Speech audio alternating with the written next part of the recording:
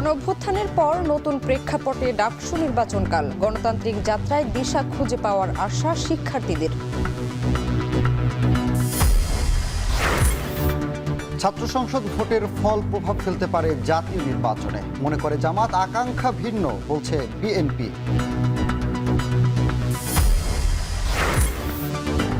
নওগাঁয় আউশের ভরা মৌসুমেও লোকসানের আশঙ্কা, উৎপাদন খরচ বেশি ও বৈরী আবহাওয়াকেই দুষছেন কৃষকরা। এবং তীব্র পানির সংকটে অধিকৃত পশ্চিম তীর, ইসরায়েলি আগ্রাসনে ধ্বংস, বেশিরভাগ উৎস, চরম ভোগান্তিতে ফিলিস্তিনিরা।